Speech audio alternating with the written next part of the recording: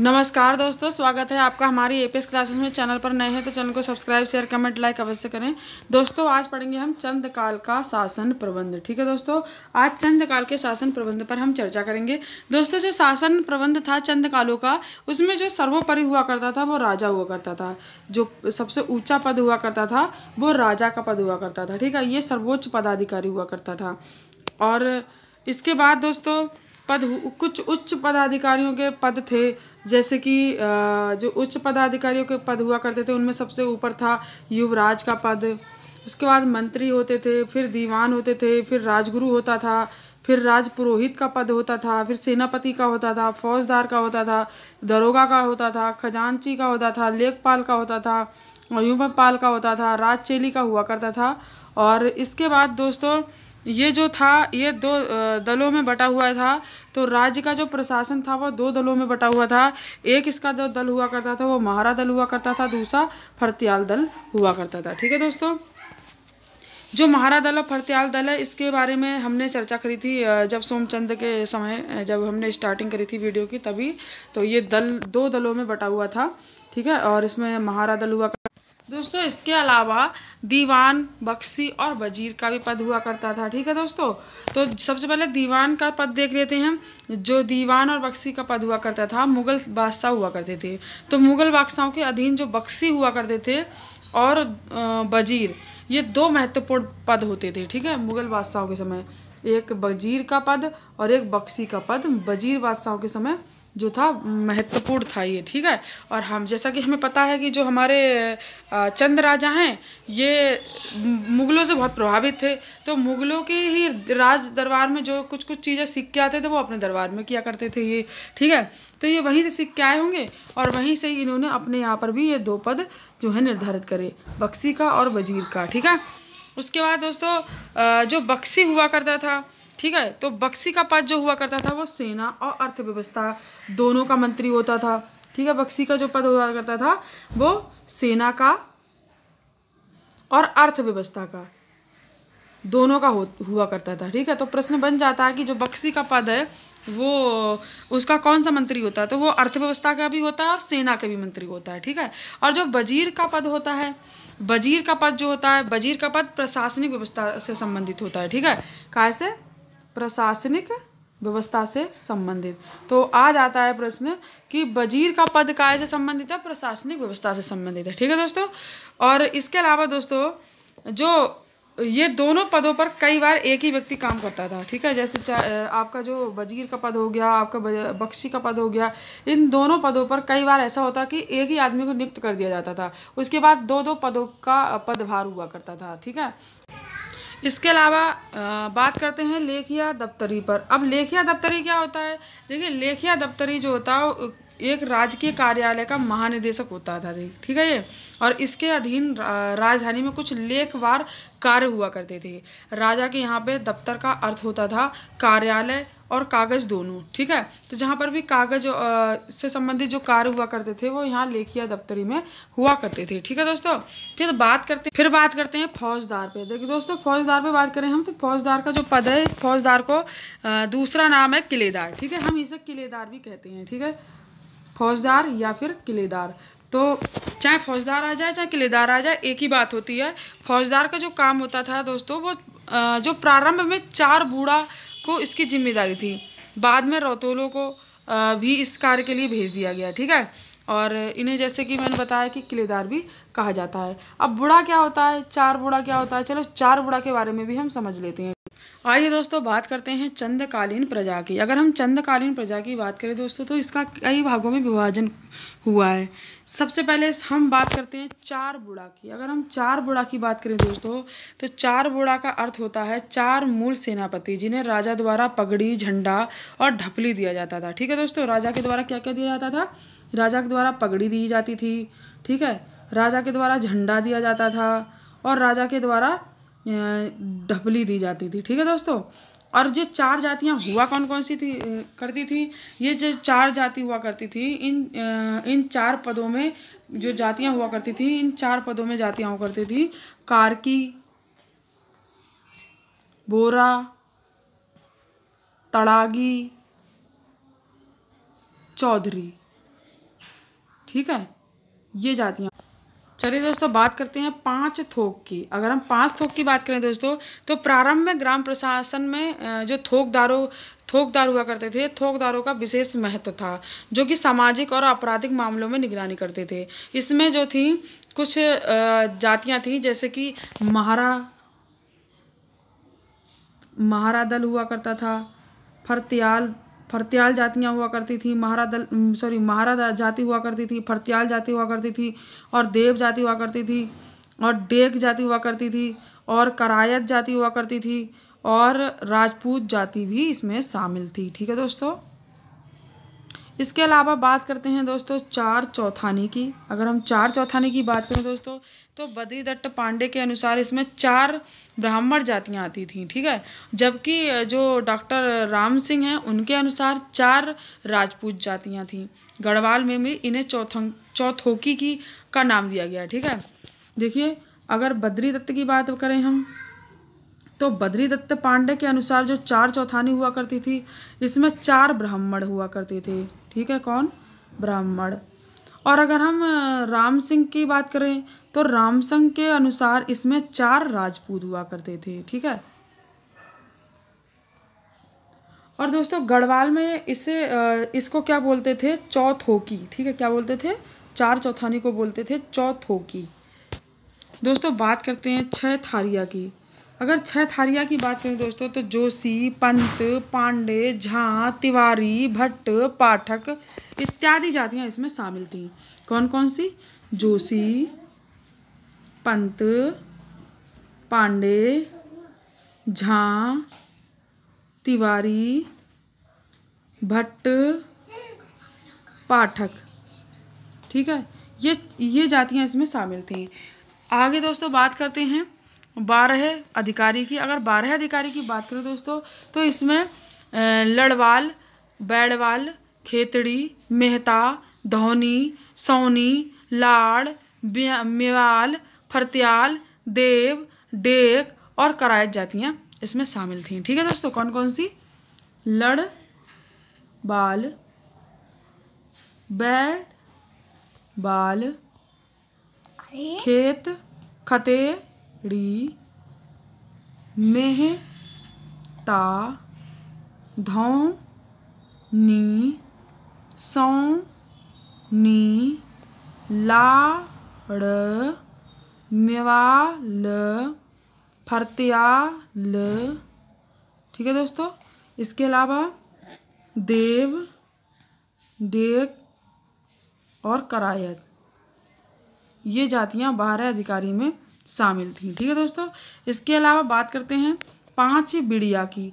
अगर हम 5 बिड़िया की बात करें दोस्तों, तो इसमें 4 चौथानी और 6 धारिया या फिर षडकुली ब्राह्मणों के अतिरिक्त ब्राह्मण थे। ठीक है दोस्तों, और इसके बाद बात करें हम खतीमन ब्राह्मण की। अगर हम खतीमन ब्राह्मण की बात करें, तो इसमें छोटे ब्राह्मण जिन्हें डोटी में खट्ट ख्वाल भी कहा जाता था। क्या कहा जाता था? खट्ट ख्वाला, डोटी में इन्हें कहा जाता था। ये छोटे ब्राह्मणों में गिने जाते थे। ठीक है दोस्तों, इसके बाद बात करें पौड़ी 15 बिस्वा की। अगर हम पौड़ी 15 बिस्वा की बात करें दोस्तों, तो पौड़ी 15 बिस्वा के अंतर्गत जो है बची हुई सामान्य जो प्रजा थी वो आती थी। ठीक है दोस्तों, ये सब जातियों में बटा हुआ था चंदकाल, और जितनी भी बची हुई जातियां थीं, इन जातियों के अलावा वो आपका पौड़ी 15 बिस्वा में आती थी। ठीक है, तो प्रश्न बन जाता है कि पौड़ी 15 बिस्वा जातियों में कौन सी जातियां आती थी? तो शेष सभी सामान्य प्रजा, ठीक है, वो आती थी। अब बात करते हैं ग्राम प्रशासन की। उस समय जो ग्राम प्रशासन हुआ करता था वो कैसे हुआ करता था? ठीक है दोस्तों, बात करते हैं ग्राम प्रशासन की। चंद काल में ग्राम प्रशासन किस तरह का था? देखिए दोस्तों, चंद काल में ग्राम प्रशासन का जो प्रधान हुआ करता था उसके अधीन, मतलब ग्राम जो हुआ करता था उसके अधीन हुआ करता था। ठीक है दोस्तों, जो गांव की व्यवस्था थी वो ग्राम प्रधान के अधीन हुआ करती थी, और वह गांव में भू राजस्व वसूलने के साथ साथ पुलिस कार्य में भी हाथ बंटवाता था। ठीक है दोस्तों, इसके अलावा प्रधान जो होता था, प्रधान जो हुआ करता था, प्रधान की सहायता से गांव में कोटाल और पहरी हुआ करते थे, और कोटाल लेखक का कार्य किया करता था, पहरी चौकीदारी का काम करता था। ठीक है, इस तरह से जो थी गांव की व्यवस्था थी चंद काल के समय। दोस्तों बात करते हैं चंदकालीन राज्य व्यवस्था की। अगर हम चंदकालीन राज्य व्यवस्था की बात करें दोस्तों, तो दोस्तों आइए बात करते हैं चंदकालीन राज्य व्यवस्था की। दोस्तों अगर हम चंदकालीन राज्य व्यवस्था की बात करें तो चंद राज्य कृषि प्रधान राज्य था और भू राजस्व आय का मुख्य साधन था। चंद शासकों ने भूमि की माप जो करवाई थी, भूमि पर निर्धारित कर भी लगाए हुए थे, ठीक है। और इसके अलावा भूमि अनेक खातों में विभाजित थी। खातों का जो स्वामित्व हुआ करता था वो खतवान के अंतर्गत आता था और खतवान जो होता था वो जमींदार के सरीके का होता था। खतवान का कार्य हुआ करता था खतवान में भू राजस्व वसूल करके राजकोष में जमा करवाना। और खतवान जो हुआ करता था, खतवान के अधीन खायकर और सिरतान खेती का कार्य करते थे, ठीक है। कौन करते थे? खायकर और सिरतान, ठीक है दोस्तों। इसके अलावा इनकी सहायता कृषि दास के रूप में जो कार्य करने वाले होते थे उन्हें कैनी कहते थे, ठीक है। क्या कहते थे?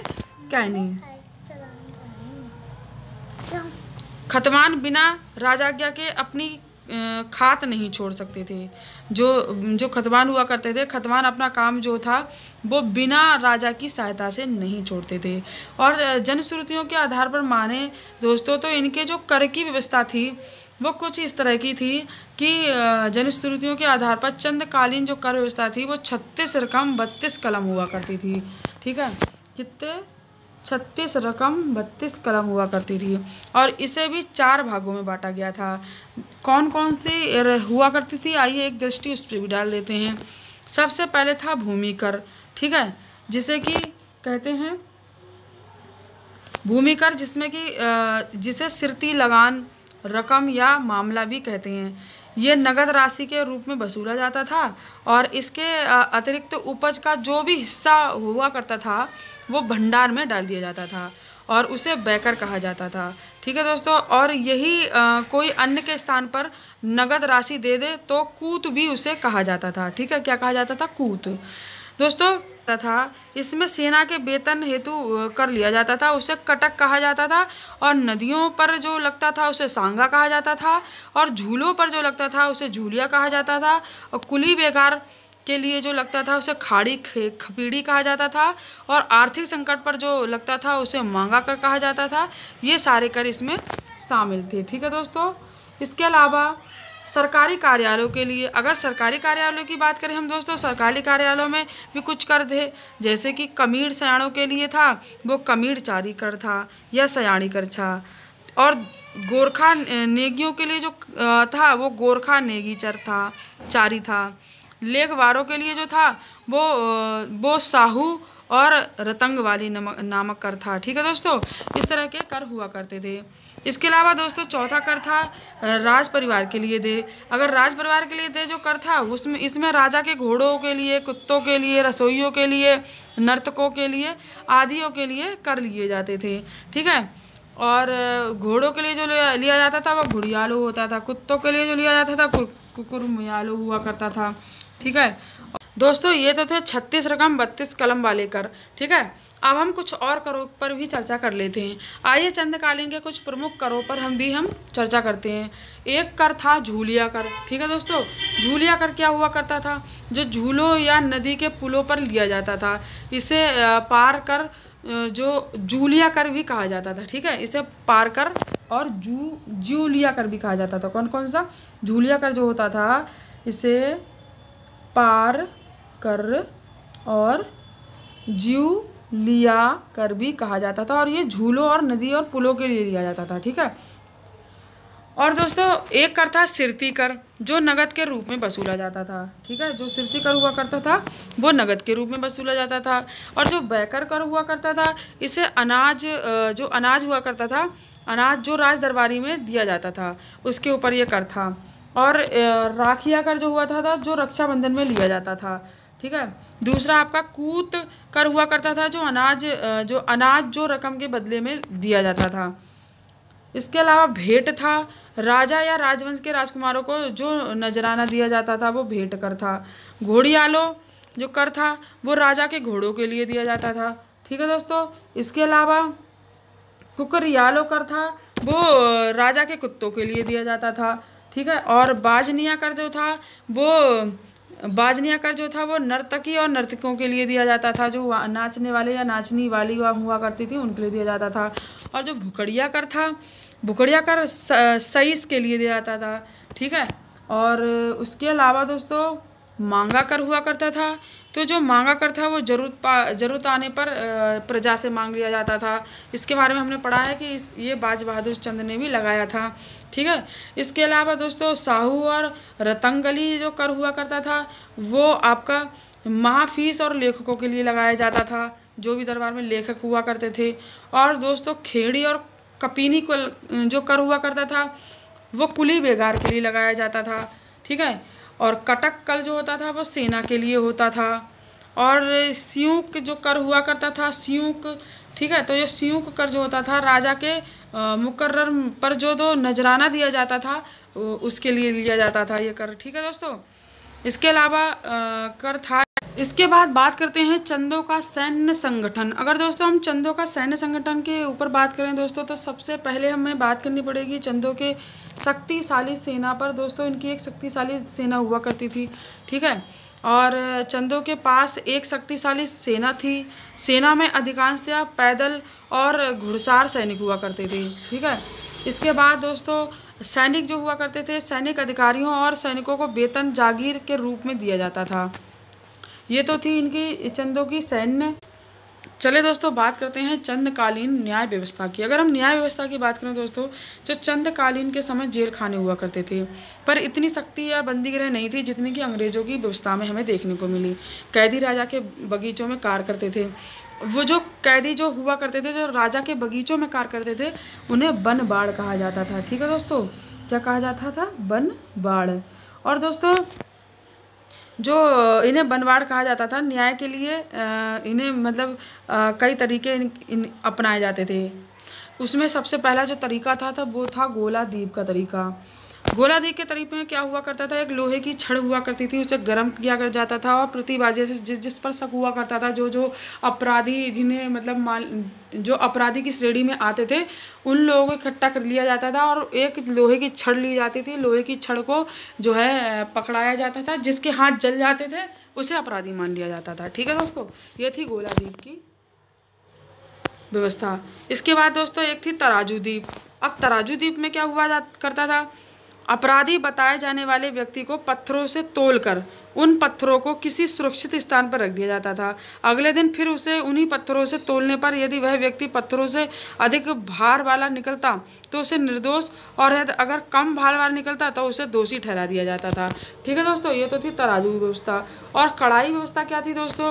कढ़ाई व्यवस्था में कढ़ाई में उबलते हुए तेल में अपराधी का हाथ डुबाने पर अगर हाथ नहीं जलता था तो उसे निर्दोष, और अगर हाथ जल जाता था तो उसे दोषी मान लिया जाता था, ठीक है। और इसके बाद दोस्तों एक थी तीर दीप व्यवस्था। तीर व्यवस्था में क्या हुआ करता था, अपराधी को गहरे तालाब में गोता लगाने को कहा जाता था। दूसरे व्यक्ति को एक तीर जहां तक पहुंचता है वहां तक दौड़ाकर वापस लौटने का आदेश दिया जाता था। अपराधी को तब ही निर्दोष माना जाता था जब वह दूसरे व्यक्ति के लौटने तक जल में डूबता नहीं था, ठीक है। और फिर उसके बाद थी दोस्तों जल का दीप व्यवस्था। और जल के दीप की व्यवस्था की बात करें दोस्तों, इसमें क्या था, इसमें था वादी और प्रतिवादी जो हुआ करते थे, वादी प्रतिवादी के छोटे छोटे लड़कों को तालाब में डाला जाता था। जिसका लड़का देर तक नहीं डूबता था उसे विजयी मान लिया जाता था और उसे जो है अपराधी नहीं मान। इसके बाद थी दोस्तों जहर का दीप। जहर का दीप व्यवस्था जो थी वो वादी और प्रतिवादी को विषैली जड़ें खाने को दी जाती थी। जो मर गया वह तर गया, जो बच गया वह जीता माना जाता था, ठीक है दोस्तों। उसी को जो मर गया उसी को अपराधी मान लेते, जो नहीं मरता था उसे वो जो है निर्दोष मान लिया करते थे। दोस्तों एक थी मंदिर का दीप न्याय व्यवस्था। मंदिर का न्याय दीप व्यवस्था क्या हुआ करती थी दोस्तों, इसमें होता था धन और भूमि विवादों में किसी मंदिर में वादी और प्रतिवादी जो हुआ करते थे, देव प्रतिमा के सम्मुख धनराशि को या फिर उसी भूमि की मिट्टी के एक डेले को रख दिया जाता था। जिस परिवार से 6 महीने में कोई मर जाए उसी को देवी का प्रकोप मानकर अपराधी मान लिया जाता था। और वर्तमान में भी ऐसी धारणाएं कहीं कहीं पर अभी भी व्याप्त हैं, ठीक है दोस्तों। दोस्तों बात करते हैं चंद राजवंश के पतन का कारण। अगर हम चंद राजवंश के पतन का कारण की बात करें दोस्तों, तो इसके निम्नलिखित लगभग चार कारण रहे हैं जिन पर हम आज चर्चा करेंगे। सबसे पहला अयोग्य उत्तराधिकारी। ठीक है दोस्तों, अगर अयोग्य उत्तराधिकारी की बात करें दोस्तों हम, तो अयोग्य उत्तराधिकारी इनके हुआ करते थे। चंद उत्तरवर्ती शासकों में हमेशा गुणों का अभाव रहा है। उन्होंने अनेक अवसरों पर जो है अदूरदर्शिता नीति का परिचय दिया है। वे अपनी योग्यता साबित करने में असफल हुए हैं और अपने अधिकारियों के हाथों की कठपुतली हमेशा बन कर रहे हैं।